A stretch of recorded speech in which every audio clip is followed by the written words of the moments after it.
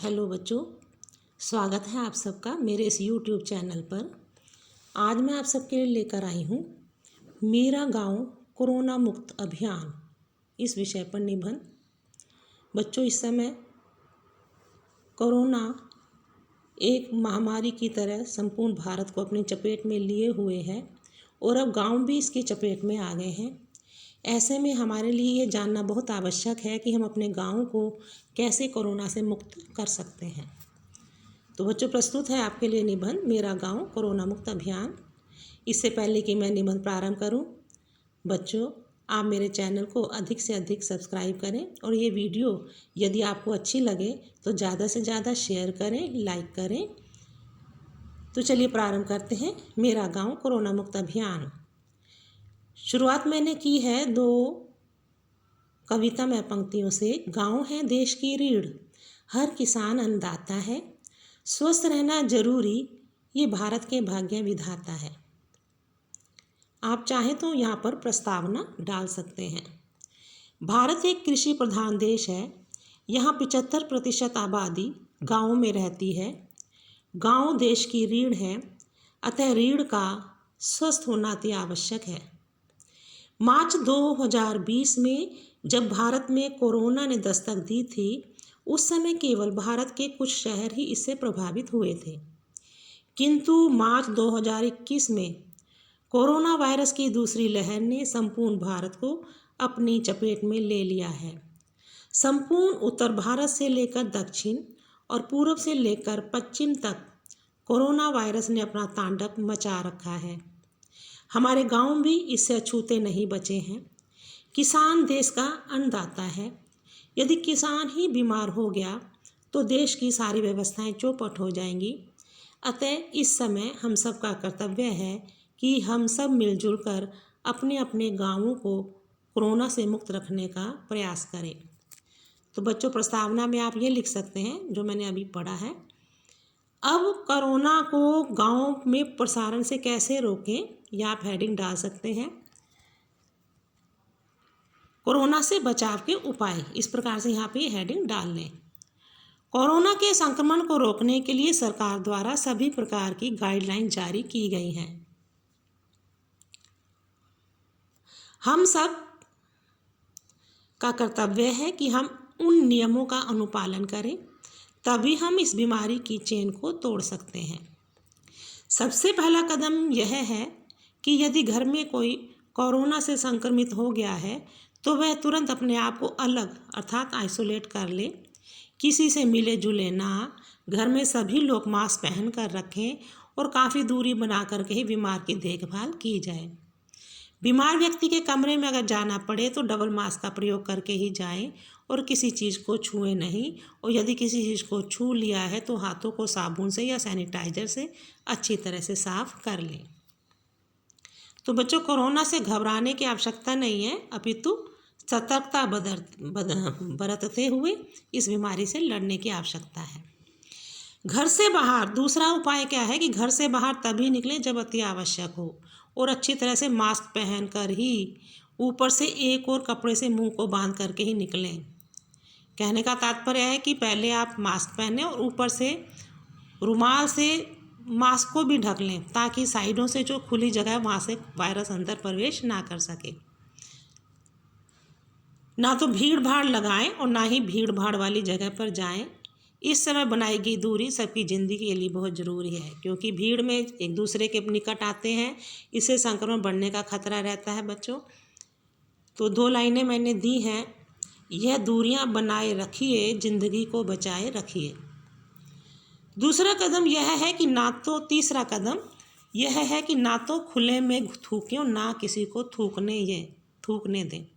और यदि छींक इत्यादि आए तो मास्क लगा कर रखें ताकि वायरस का संक्रमण ना होने पाए। खांसी आए तो भी मुंह पर मास्क हो या रुमाल रखें, क्योंकि बच्चों, खांसने से, छींकने से, थूकने से यह वायरस हवा में फैल जाता है, जिससे अन्य लोग भी संक्रमित हो जाते हैं।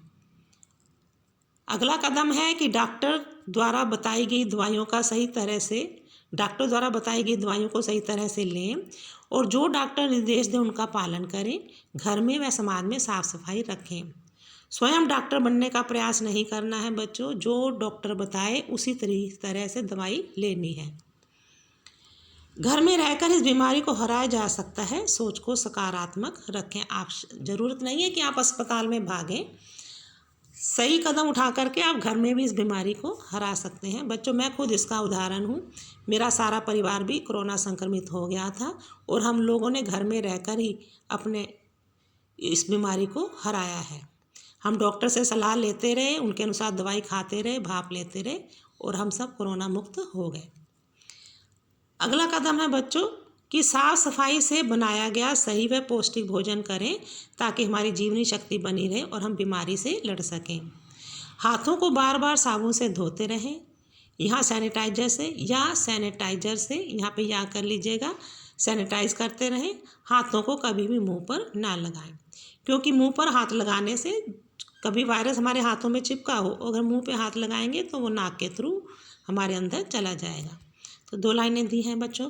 हाथों को बार बार साबुन से धोइए, कोरोना को आंसुओं से भिगोइए। अर्थात अगर आप मास्क पहनेंगे, हाथों को बार बार धोते रहेंगे तो बेचारे कोरोना को रोना पड़ेगा और भागना पड़ेगा। घर के सभी सदस्य हाथ धोने का नियम का पालन अवश्य करें। जब भी खाना खाएं, हाथ अच्छी तरह से धोकर ही खाएं। फल सब्जियों को अच्छी तरह से गर्म पानी या नमक वाले पानी से धोकर साफ सुथरा करने के बाद ही पकाएं और खाएं। अक्सर हम देखते हैं कि गांव में साफ सफाई की तरफ ज़्यादा ध्यान नहीं दिया जाता।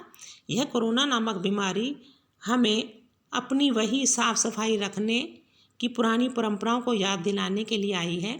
एक दूसरे से गले ना मिलें, दूर से ही प्रणाम नमस्ते करके अपनी प्राचीन भारतीय परंपराओं को पुनर्जीवित करें। तो गले मिलने से, हक करने से बच्चों ये वायरस फैलता है। अतः अगर किसी को अभिवादन करना है तो दूर से ही कर दें। 2 लाइनें मैंने दी हैं बच्चों। हाय हेलो हग को छोड़िए, हाय हेलो हग को छोड़िए, प्रणाम नमस्ते की ओर मन को मोड़िए। तो ये 2 लाइनें आप देख लीजिए। गांव हमारे देश की रीढ़ है, किसान हमारे अन्नदाता हैं, इसलिए हमारी रीढ़ का और हमारे अन्नदाता का स्वस्थ होना अति आवश्यक है। गांव के प्रत्येक व्यक्ति का यह कर्तव्य है। अब हमारी क्या जिम्मेदारी है, गांव के व्यक्ति की क्या जिम्मेदारी है, हमारे कर्तव्य या जिम्मेदारी, आप यहाँ पे हेडिंग डाल सकते हैं कि इसलिए गांव के प्रत्येक व्यक्ति का यह कर्तव्य है कि वह न केवल स्वयं का ध्यान रखे बल्कि गांव के अन्य लोगों को भी इस बीमारी के बारे में सजग करे ताकि कोरोना की चेन को तोड़ा जा सके। कोरोना की चेन को तोड़ने का एक ही और केवल एक ही उपाय है, वह है कि आप दूसरों से मिलने से बचें। यह संक्रमण मिलने से ही फैलता है। दूसरा सबसे बड़ा उपाय है कि मास्क सही ढंग से पहना होगा, नाक के ऊपर होगा तो वायरस हमारे अंदर प्रवेश नहीं कर पाएगा। मास्क पहनते हुए हम क्या गलती करते हैं कि मास्क तो मुंह पे है लेकिन नाक पर नहीं है, मुंह पर है, तो उस मास्क को पहनने का कोई फ़ायदा नहीं है, क्योंकि नाक के माध्यम से वो वायरस हमारे अंदर चला जाएगा।